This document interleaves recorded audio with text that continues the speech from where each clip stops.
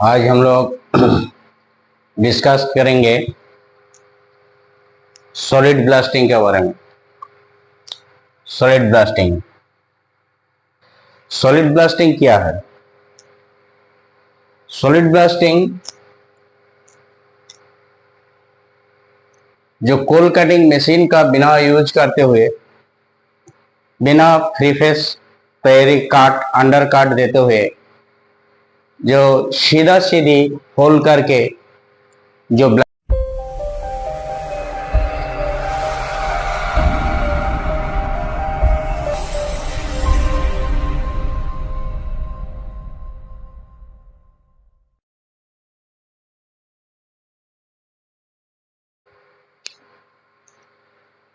आज हम लोग डिस्कस करेंगे सॉलिड ब्लास्टिंग के बारे में। सॉलिड ब्लास्टिंग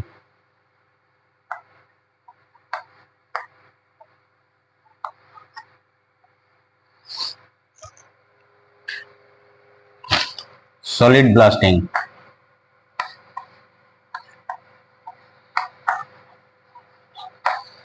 सॉलिड ब्लास्टिंग क्या है? सॉलिड ब्लास्टिंग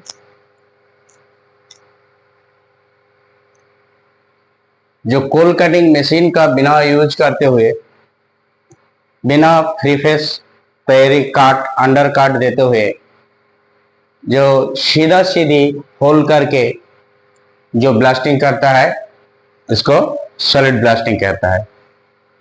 इसको सॉलिड ब्लास्टिंग कहता है। तो सॉलिड ब्लास्टिंग करने के लिए डीजीएमएस से परमिशन लेना पड़ता है। तो जब डीजीएमएस से परमिशन लेने जाता है तो डीजीएमएस भी कई शर्त रख देता है। ये सॉलिड ब्लास्टिंग करने के लिए कुछ शर्त है, तो डीजीएमएस कुछ टर्म्स एंड कंडीशन देता है। टर्म्स एंड कंडीशन, ये टर्म्स एंड कंडीशन क्या है? जब आप भाई सॉलिड ब्लास्टिंग करिएगा तो आपको कुछ शर्त मानना पड़ेगा। तो वो शर्त मैनेजमेंट को मानना पड़ता है, जो कोयला खदान चलाता है उसको। तो हमारा पहला जो शर्त क्या है ना, ये जो बारूद कंपनी, जो लोग बारूद मैन्युफैक्चरर है, ये जो बारूद बनाता है, तो ये लोग का एक अधिकारिक हमारा ओवरमैन माइनिंग सदर को आकर का ऑन स्पॉट प्रैक्टिकल ट्रेनिंग देगा, जे कैसे आप सॉलिड ब्लास्टिंग करिएगा, बारूद को होल कैसे करिएगा, ये सब वो लोग आकर के ट्रेनिंग देता है, सिखाता है, प्रैक्टिकली सिखाता है कि आप लोग कैसे करिएगा, होल कैसे करिएगा, जुड़िएगा कैसे, ये सारी चीज। और दूसरा शर्त क्या है, वो जो कंपनी का जो आधिकारिक होता है, वो और हमारा मैनेजर मिलकर के एक पैटर्न तैयारी करता है। ये होल करेगा, कैसे होल बनाएगा, कितना दूरी में होल बनाएगा, और एक होल में कितना बारूद देगा, ये सारे पैटर्न ये लोग मिलकर के तैयारी करता है। तो second condition, first condition, second condition, third condition क्या है ना, ब्लास्टिंग करने के लिए T5 एक्सप्लोसिव का यूज करना होगा। थर्ड कंडीशन में क्या होता है, T5 एक्सप्लोसिव, T5 एक्सप्लोसिव को यूज करना होगा, T5 एक्सप्लोसिव। और उसके साथ short delay detonator, short delay detonator use करना होगा। तो P5 एक्सप्लोसिव और शॉर्ट डिले डेटोनेटर यूज करना होगा। और क्या शर्त है, 5 नंबर शर्त क्या है ना इसको जो फास्ट जो शॉट है, लास्ट शॉट, ये जो फास्ट शॉट और लास्ट शॉट का बीच का जो समय का जो गैप, ये 150 मिलीसेकंड का अंदर में हो जाना चाहिए। 150 मिलीसेकंड ये कितना है?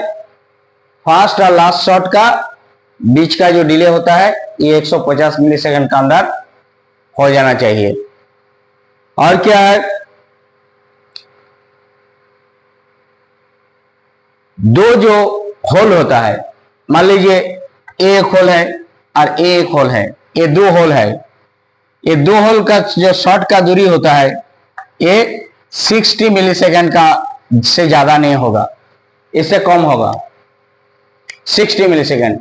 एक नंबर 2p से जो दूसरा नंबर जो होल है, इसको एक नंबर से 2 नंबर, ये एक नंबर से 2 नंबर होल में जो समय का गैपिंग ये 60 मिलीसेकंड से ज्यादा नहीं होगा। मैक्सिमम हो तो 60 मिलीसेकंड, इससे ज्यादा नहीं हो सकता है। उसके बाद क्या है, दोनों होल का बीच, ये जो होल है इसका और इसका बीच में 60 सेंटीमीटर का डिस्टेंस होना चाहिए। ये अरे एक से 2 होल का जो दूरी होता है तो इससे 60 सेंटीमीटर डिस्टेंस होना चाहिए, 1 से 2। लेकिन अगर दोनों एक हो जाएगा, ई भी एक देगा बारूद, ई भी इसमें भी 1 नंबर बारूद देगा, तो ये 60 सेंटीमीटर से कम होने से भी चलेगा। समझने का बात, ये 1 नंबर से 2 नंबर जो ए होल में 1 नंबर 1 काट दिया, इस होल में नंबर 2 काट दिया, तो इसका दूरी होगा 60 सेंटीमीटर। और इसमें इस होल में भी 1 नंबर काट दिया, इस होल में भी 1 नंबर काट दिया, तो इसका दूरी 60 सेंटीमीटर से कम होने से भी चलेगा। याद रखिएगा बात तो हम क्या बोल रहा। और क्या है, जब ब्लास्टिंग करेगा तो जो फेस होता है, हमारा जो फेस होता है, ये जो फेस है, ये जो हवा या 4.5 मीटर, यहां से 4.5 मीटर दूरी, यहां से 4.5 मीटर दूरी आपको 284 क्यूबिक मीटर हवा देना होगा। 284 क्यूबिक मीटर, 284 क्यूबिक मीटर हवा। ये जो फेस से दूरी है 4.5 मीटर का, इतना दूरी से हवा को 284 मीटर तक क्यूबिक मीटर हवा देना होगा, ये कंडीशन है। उसके बाद क्या है, जो 9 नंबर क्या है, 9 नंबर जो हमारे है वो है जो फायर डैम। फायर डैम कहां से जांच करेगा, यानी जिसको हम लोग गरम गैस बोलते हैं, चाहे मीथेन जांच बोलते हैं, इसको कहां से करेगा? फायर डैम को जांच करना होगा आपको कम से कम 20 मीटर दूर से, कम से कम 20 मीटर दूर से फायर डैम को जांच करना होगा। और क्या होगा, अगर ये होल में 0.5 मीटर अगर गैस निकालेगा, सॉरी 0.5% अगर गैस निकालेगा तो होल नहीं ब्लास्टिंग किया जाएगा, जब तक उसको 0.5% से नीचे ना होगा। होल में जब गैस उसका आसपास, चाहे होल में 0.5% से ज्यादा अगर गैस निकालते जाएगा तो नहीं ब्लास्टिंग किया जाएगा। जब तक उसको 0.5% से नीचे नहीं किया जाएगा तो ब्लास्टिंग नहीं होगा। उसके बाद क्या है, उसके बाद है जो एक साथ में जो ब्लास्टिंग करेगा वो 25 टूपी से ज्यादा फटाने नहीं सकेगा। एक राउंड में 25 टूपी से ज्यादा फटाने नहीं सकेगा। और एक्सप्लोडर द्वारा, बढ़िया एक्सप्लोडर द्वारा उसको फटाना होगा, बढ़िया एक्सप्लोडर द्वारा। जो एक्सप्लोडर को डीजीएमएस रिकमेंड करता है, ये एक्सप्लोडर से आप पढ़ाइए। और क्या होगा, जो केबिल भी है, केबिल भी उसको इंस्पेक्टर द्वारा या डीजीएमएस द्वारा अनुमोदित होना चाहिए। बाहर से आप केबिल खरीद के लाइएगा और बोलिएगा फटा देगा, वो नहीं चलेगा। वो केबिल भी डीजीएमएस द्वारा अनुमोदित होता है। इसलिए देखिएगा शॉर्ट फायरिंग केबिल जिसमें शॉर्ट फायर करता है वो बाहरी बाजार में बिक्री नहीं होता है, कहीं नहीं मिलता है। उसको निर्दिष्ट जहां बेचने वाला है उसी जगह पर उसको खरीदा जाता है, जहां तहां उसको मिलता नहीं है, जिसको तिसको भी वो केबिल देता भी नहीं है।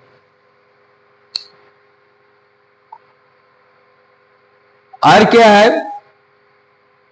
जो माइनिंग शोधर सर्टिफिकेट होल्डर वाला होगा, जिसका पास माइनिंग शोधर सर्टिफिकेट है, वो आदमी आपको ये सॉलिड ब्लास्टिंग कर सकता है। जिसके पास गैस टेस्टिंग सर्टिफिकेट है, और जिसको तिसको देकर के काम कराना नहीं चलेगा। बोलेगा भाई चलो आज फटा दो, कोई किसी को पकड़ के ले आया, चलो फटा दो, ये सब नहीं होगा।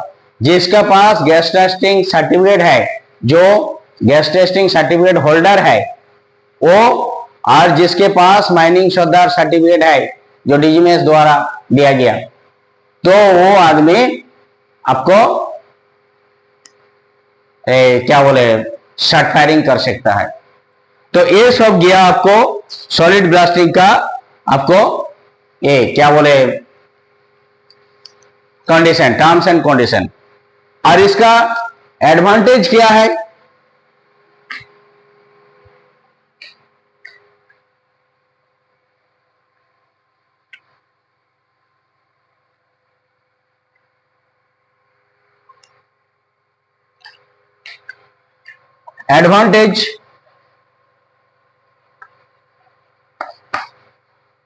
Advantage of solid blasting.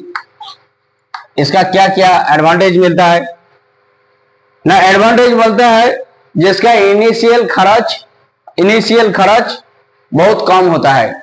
Expenditure जो इनिशियल जो प्राइमरी इन्वेस्टमेंट इसमें कम लगता है।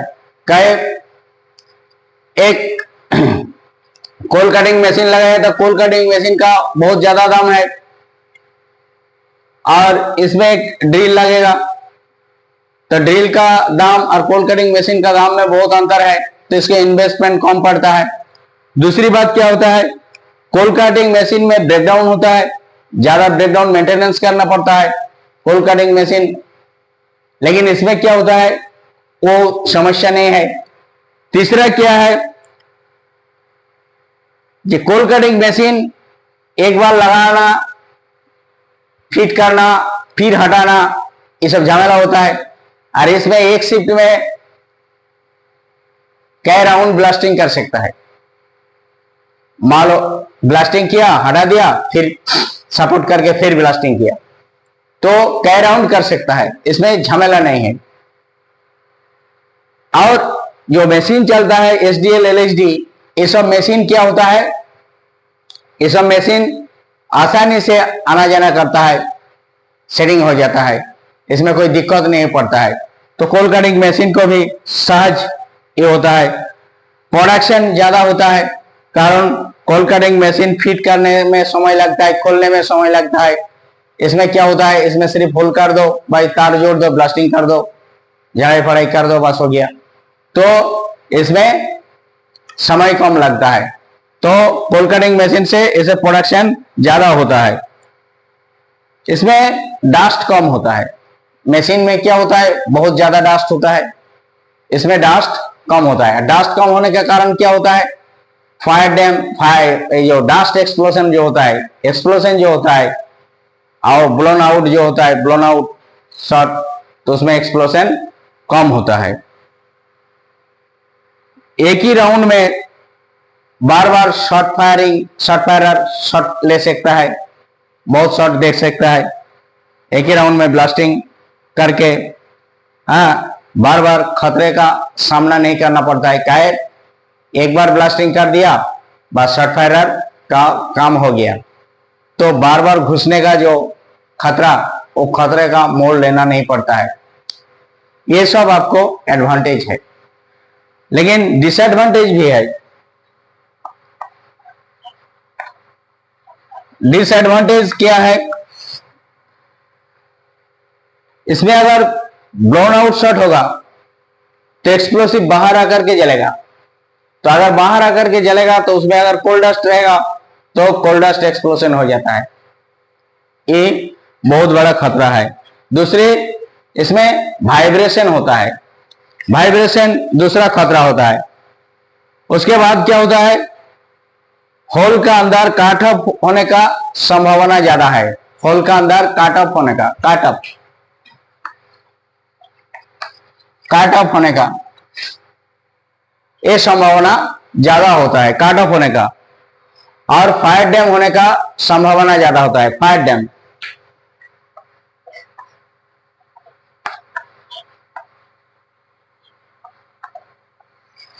फायर डैम, अगर फायर डैम होगा, कई कारण से ब्लोन आउट हुआ, तो आपको एक्सप्लोजन होने का संभावना ज्यादा है। और ज्यादा बारूद खर्च करने से क्या होता है, जो तरह तरह का गैस पैदा होगा। ये सारे डिसएडवांटेज है। एक तरफ जैसे एडवांटेज है, दूसरी तरफ डिसएडवांटेज भी है। हर चीज का अच्छा चीज है, बुरा चीज है। एक अच्छा है तो पीछे बुरा है, तो कुछ अच्छा जैसा है, कुछ बुरा है। तो फिर भी सॉलिड ब्लास्टिंग में फायदा ही फायदा है। तो आज इतना ही। दूसरा दिन हम दूसरा चीज सॉलिड ब्लास्टिंग के बारे में बताएंगे। तो मेरा वीडियो अगर अच्छा लगे तो आप लोग सब्सक्राइब जरूर करिएगा, शेयर करिएगा और लाइक करिएगा। आज इतना ही, धन्यवाद।